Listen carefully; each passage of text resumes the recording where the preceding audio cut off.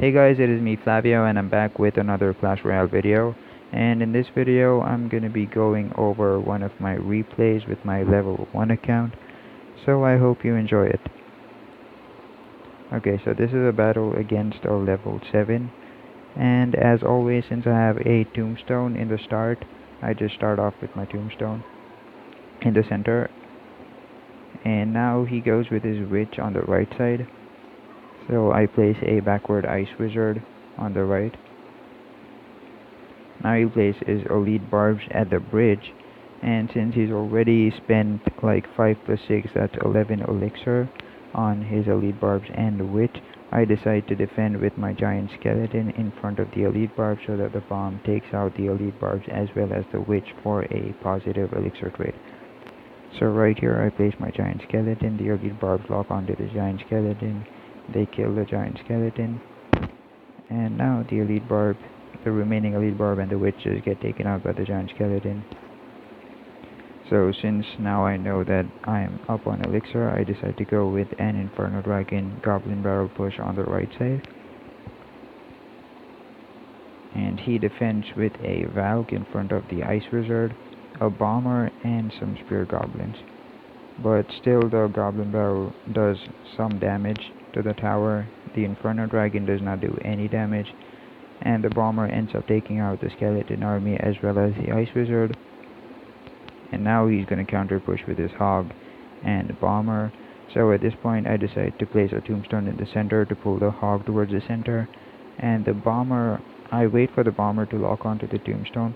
Once the Bomber is locked onto the Tombstone, I place the Skeleton Army to counter the Bomber, so that the Bomber does not get any hits on the Skeleton Army. Instead, his bomb hits the Tombstone, and so that way my skeleton army skeletons don't die and they can then take out the Hog. So now the skeletons take out the Hog, and I decide to go with another Inferno Dragon push because, wait a second. Okay, so I don't go with the Inferno Dragon push. I place an Ice Wizard in the back since now he placed his furnace. So the Ice Wizard in the back will actually help me deny these waves of fire spirits from reaching my tower. And now he places a witch in the back, so I decide to go with my giant skeleton in front of the Ice Wizard. And he places a bomber near the furnace, so I decide to fireball because that's a nice positive elixir trade. I get the furnace as well as the bomber for 4 elixir. So I just accept the trade, and now the giant skeleton bomb is going to take care of the Valkyrie as well as the witch, so I just completely ignore the right side. And now I place a defensive tombstone in the center. Here he just wasted 2 elixir by placing the spear goblins in the center because that did not make sense. He didn't have to place the spear goblins to take out the Ice Wizard. The tower would have just taken out the Ice Wizard. But anyways, he played it and wasted 2 elixir. So I placed the tombstone a little bit towards the right instead of placing it exactly at the center. That's the reason why the spear goblin did not actually come in range of the tower, and so it got a few hits on the tombstone. Now since he places his elite barbs, I decide to place my scar meat to counter his elite barbs. And unfortunately for him, he places his Hog as well, so the scar meat deals with the Hog for me. So that's not a problem. He should have actually arrowed because I did not have any other counter to the elite barbs and Hog Rider, and if he would have arrowed at this point in time, the Hog Rider at least would have got a few shots on the tower, and the Hog Rider would definitely have taken out the tower, but he did not arrow the tower for some reason. So I ended up shutting down his push. I even zapped the Hog to prevent it from getting more hits, and now since I know I'm up in elixir, I go with an Inferno Dragon Goblin Barrel push. I fireball the witch as well so that the Inferno Dragon locks onto the tower, but unfortunately he places the spear goblins, and that's the reason why my Inferno Dragon did not lock onto the tower, but it locked onto the spear goblins instead, and my push just got shut down. But now since I have a giant skeleton available, I decide to place a giant skeleton at the bridge to completely shut down his elite barbarians, bomber, and the witch.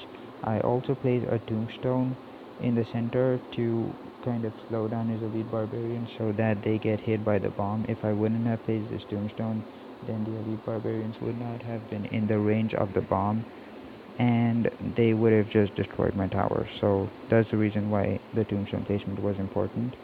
And now the bomb goes off, the elite barbarians get hit, and they get completely shut down. At this point in time, I just have 15 seconds left, and now since he places a furnace on the right side, I just know that he's gonna overcommit on the right side, because I mean, who places a furnace on the right side in front of your tower? No one, right? And if you do that, that just means that you're gonna overcommit on the right side. So I decided to go with an Inferno Dragon Goblin Barrel push on the left side with just like 13 seconds left.